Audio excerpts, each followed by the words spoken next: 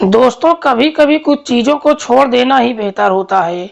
जैसे वो सवाल जिसका कोई जवाब ना हो, वो हाथ जो वक्त पर साथ ना दे, और वो रिश्ता जो दर्द को ना समझे, और वो प्यार जो सिर्फ और सिर्फ मतलब के लिए जुड़ा हो।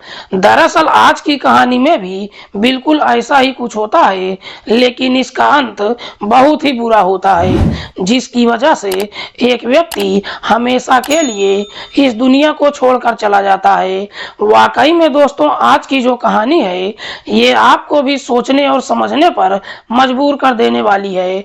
नमस्कार, प्रणाम, मैं आपका भाई, आपका दोस्त अभय, और आप देख रहे हैं द कीप क्राइम। दोस्तों, आज की जो सच्ची कहानी मैं आपको सुनाने जा रहा हूँ, ये सच्ची कहानी है नई दिल्ली की। दिल्ली का एक इलाका पड़ता है नागली राजपुर। बात कर रहा हूँ मैं 20 अक्टूबर की शाम के लगभग 4 बजे के आसपास की। दरअसल इसी नागली राजपुर के अंतर्गत एक होटल के कमरा नंबर 24 से अचानक से जोर जोर से चीखने चिल्लाने की आवाजें आने लगती है।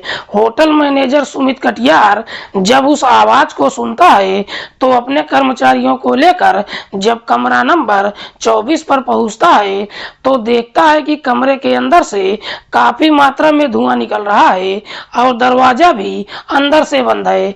होटल मैनेजर उस दरवाजे को खुलवाने की तमाम कोशिश करता है, लेकिन जब दरवाजा नहीं खुलता है आखिरकार दरवाजा तोड़ देता है।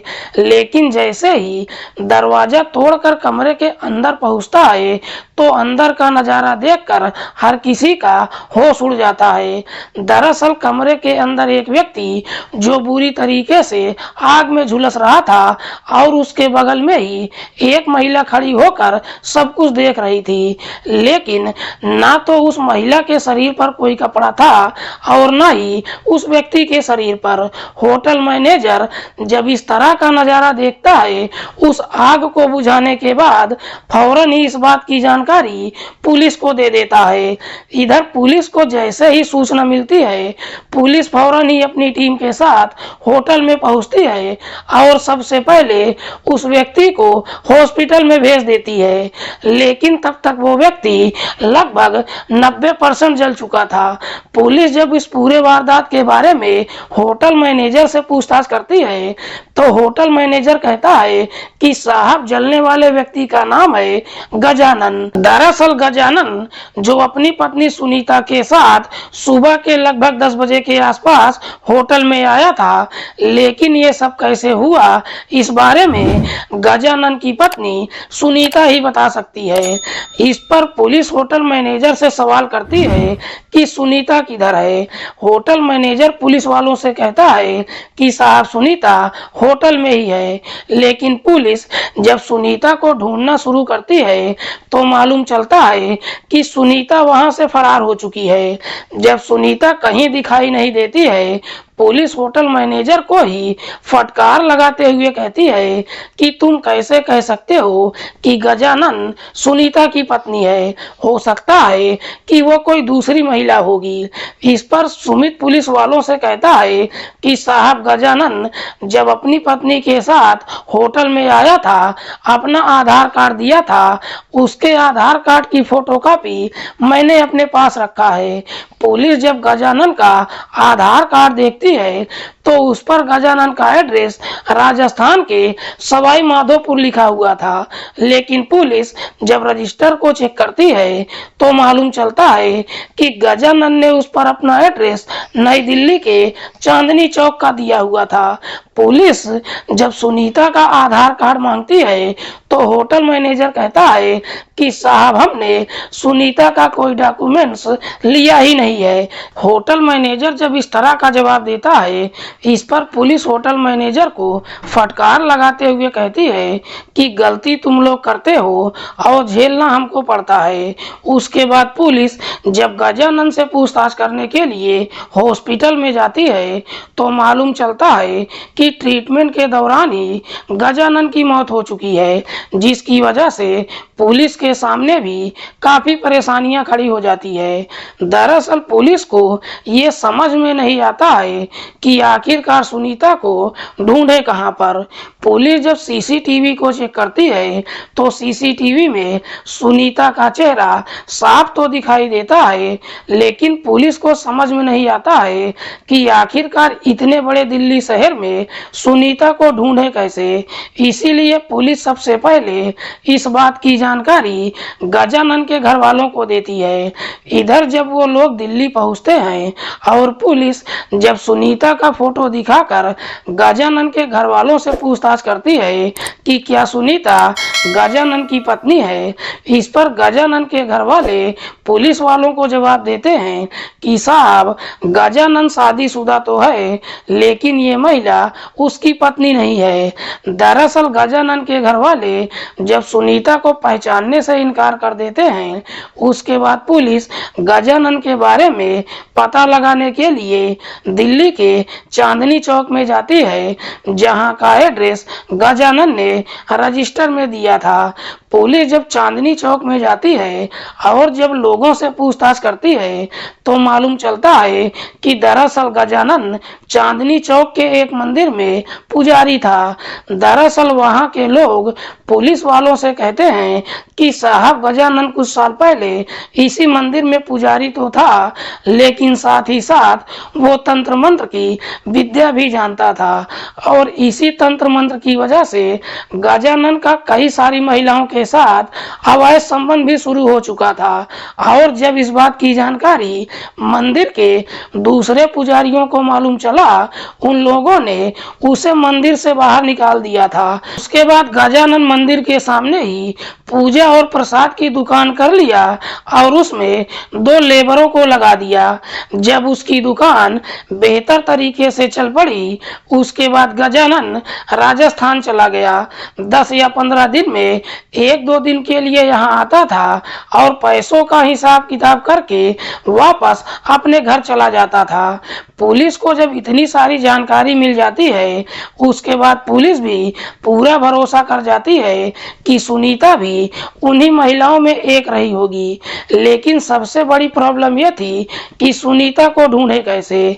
इसीलिए पुलिस अब सुनीता के बारे में पता लगाने के लिए गजानन के मोबाइल नंबर का कॉल डिटेल निकालती है और खास करके 20 अक्टूबर के डिटेल को चेक करती है, क्योंकि पुलिस को लगता है कि गजानन राजस्थान से जब दिल्ली आया था तो सुनीता से जरूर बातचीत किया होगा। दरअसल 20 अक्टूबर को गजानन ने जितने भी नंबरों पर बातचीत किया था, पुलिस उन सारे नंबरों पर बारी बारी से कॉल करती है। दरअसल पुलिस सोचती है कि अगर कोई भी महिला फोन उठाएगी तो पुलिस उससे सलीके से बातचीत करेगी। पुलिस जितने भी नंबरों पर कॉल करती है, कुछ नंबर तो नहीं उठता है, लेकिन पुलिस जब एक लास्ट नंबर पर फोन करती है तो आखिरकार एक महिला फोन उठा लेती है। जब महिला फोन उठा लेती है, पुलिस भी उससे झूठ बोलते हुए कहती है कि मैडम, जब आपको कार चलाने का इतना ही शौक था तो फिर आपने पिछले 3 महीने की किस्त क्यों नहीं भरा है, और आपने जो चेक दिया था वो चेक भी बाउंस हो चुका है। पुलिस जब इस तरह की बातें उस महिला से कहती है, उधर से वो महिला भी गुस्से में ही पुलिस वालों से कहती है कि शायद आपको कोई गलतफहमी हो गई है, ना तो मैंने कोई कार लिया है और ना ही कोई चेक दिया है। इस पर पुलिस उससे कहती है कि क्या आप रुखसार बोल रही हैं।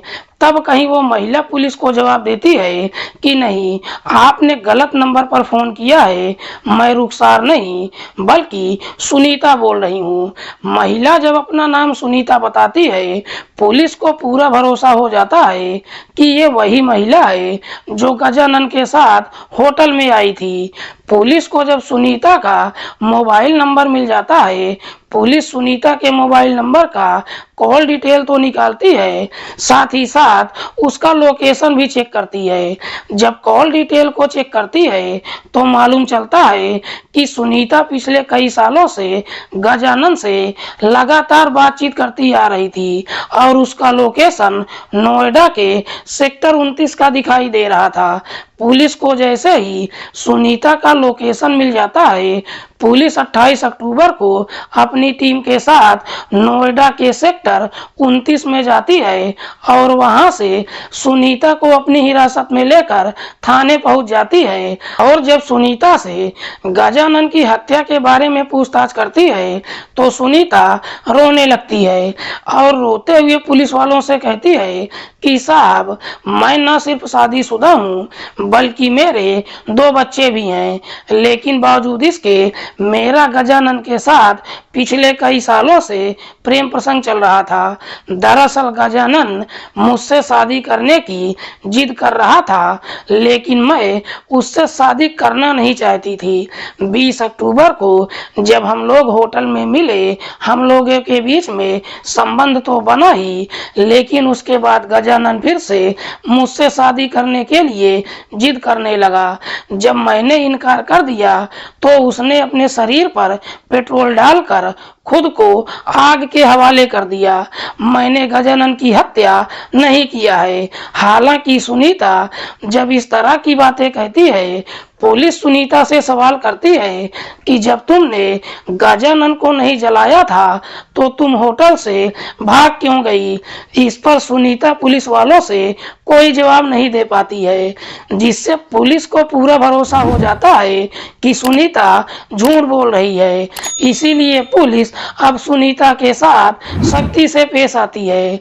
पुलिस जैसे ही अपनी शक्ति दिखाना शुरू करती है, आखिरकार सुनीता अपनी सच्चाई कबूल कर लेती है। रोते हुए पुलिस वालों से कहती है कि हाँ साहब, गजानन की हत्या मैंने ही किया है।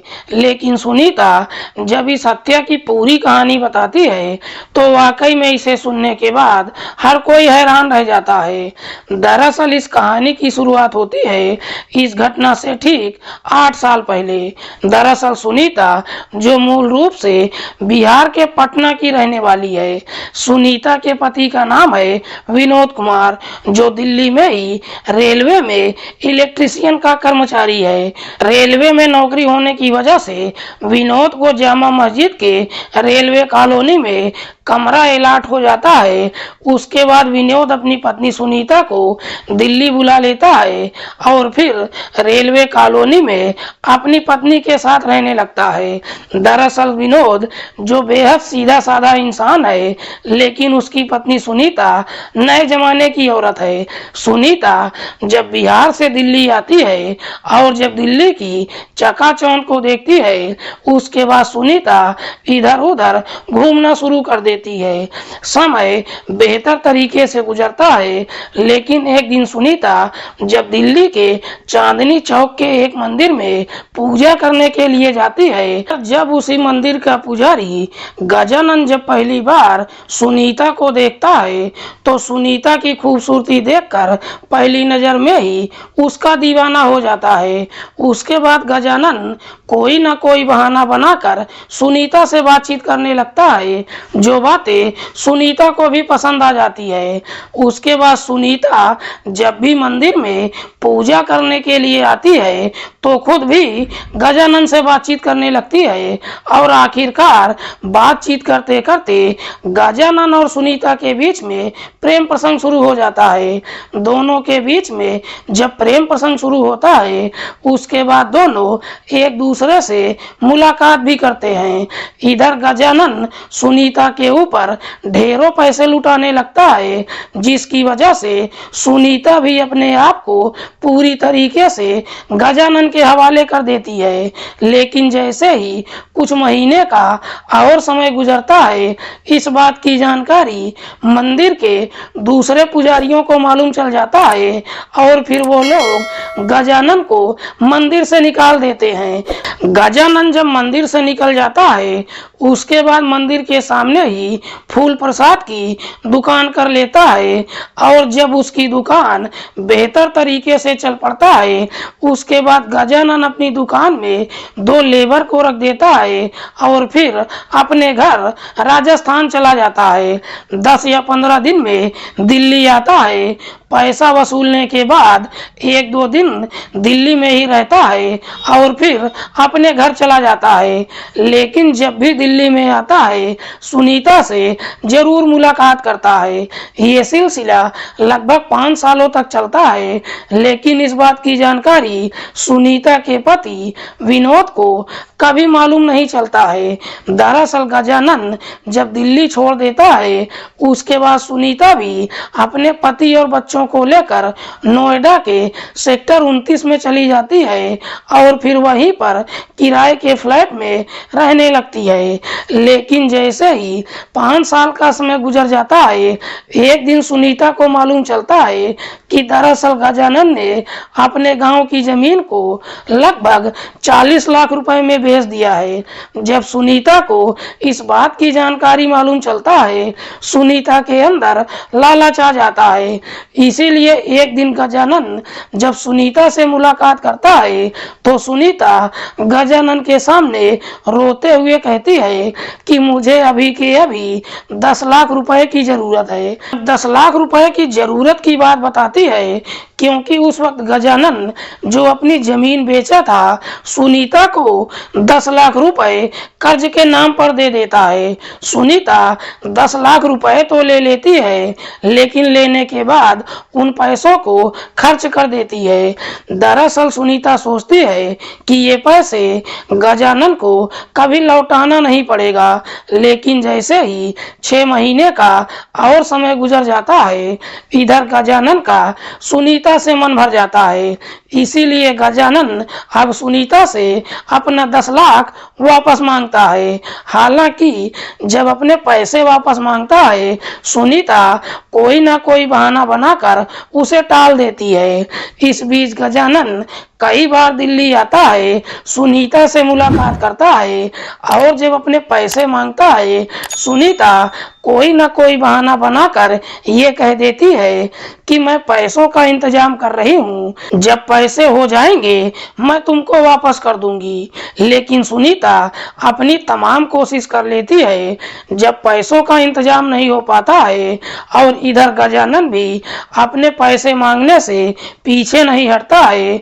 आखिरकार सुनीता मजबूर होकर गजानन को ही इस दुनिया से हटाने का तय कर देती है। दरअसल सुनीता गजानन को इस दुनिया से हटाने का तय तो कर देती है, लेकिन साथ ही साथ वो ये भी सोचती है कि एक आखिरी बार गजानन को समझाने की कोशिश करेगी। यही सोचकर 19 अक्टूबर की शाम को गजानन के नंबर पर फोन करती है और कहती है कि कल सुबह 10 बजे के आसपास दिल्ली के निजामुद्दीन रेलवे स्टेशन पर आ जाना, मैं तुमको 10 लाख दे दूंगी। उस वक्त गजानन जो अपने घर पर ही था, उसी वक्त ही ट्रेन पकड़ लेता है और सुबह के लगभग 8 बजे के आसपास दिल्ली के निजामुद्दीन रेलवे स्टेशन पर पहुंच जाता है और फिर सुनीता के नंबर पर फोन करता है। इधर सुनीता जब गजानन से मुलाकात करने के लिए जाती है, तो अपने षड्यंत्र के तहत एक बोतल में 2 लीटर पेट्रोल खरीद लेती है और उसे अपने बैग में छिपा लेती है। जब गजानन से मुलाकात करती है, तो मुस्कुराते हुए कहती है कि मैं तुम्हें पैसे तो दे ही दूंगी, जब आ ही गए हो तो क्यों ना होटल में चलकर मुलाकात भी कर लेते हैं।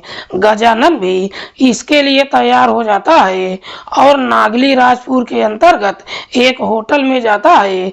अपना आधार कार्ड जमा करके कमरा नंबर 24 बुक कर लेता है। दरअसल दोनों जब कमरे के अंदर जाते हैं, सबसे पहले दोनों अपनी हसरतें पूरी करते हैं। जब दोनों अपनी हसरतें पूरी कर लेते हैं, गजानन सुनीता से अपने 10 लाख मांगता है। इस पर सुनीता उसे समझाते हुए कहती है कि मैं इतने सालों से तुम्हारी पत्नी की तरह तुम्हारी सेवा कर रही हूँ, तुम उन पैसों को भूल जाओ। लेकिन गजानन कहता है कि ये नहीं हो सकता है, क्योंकि इन पैसों के बारे में मेरे घर वालों को भी मालूम है, मुझे हर हाल में मेरे पैसे चाहिए। सुनीता को जब पूरा भरोसा हो जाता है कि गजानन मानने वाला नहीं है, सुनीता फौरन ही अपने बैग से उस बोतल को निकालती है और सारा पेट्रोल गजानन के शरीर पर छिड़क देती है। इससे पहले कि गजानन कुछ समझ पाता, सुनीता उसे आग के हवाले कर देती है। दरअसल उस वक्त ना तो गजानन के शरीर पर कोई कपड़ा था और न ही सुनीता के शरीर पर। सुनीता को पूरा भरोसा था कि जब तक दरवाजा खुलेगा गजानन की मौत हो जाएगी, लेकिन गजानन जब चीखना चिल्लाना शुरू करता है, उसकी आवाज सुनकर होटल मैनेजर अपने कर्मचारियों के साथ कमरे पर पहुंच जाता है और आनन फानन में दरवाजा तोड़ देता है, क्योंकि उस वक्त गजानन की सांसें चल रही थी। होटल मैनेजर उसे हॉस्पिटल लेकर जाता है। इधर सुनीता को लगता है कि शायद गजानन बच जाएगा और वो पकड़ी जाएगी। इससे पहले कि पुलिस गजानन का बयान ले पाती, सुनीता मौका देखकर होटल से फरार हो जाती है। वाकई में सुनीता जब ये पूरी कहानी पुलिस को बताती है, पुलिस सुनीता को अपनी हिरासत में लेकर अगले दिन जिला अदालत में पेश करती है, जहां से उसे जेल भेज दिया जाता है। दोस्तों, इस पूरी घटना के बारे में आप क्या सोचते हैं? आप अपनी राय कमेंट बॉक्स में हमको जरूर दीजिएगा। मिलते हैं किसी और सच्ची कहानी के साथ, तब तक के लिए नमस्कार, जय हिंद।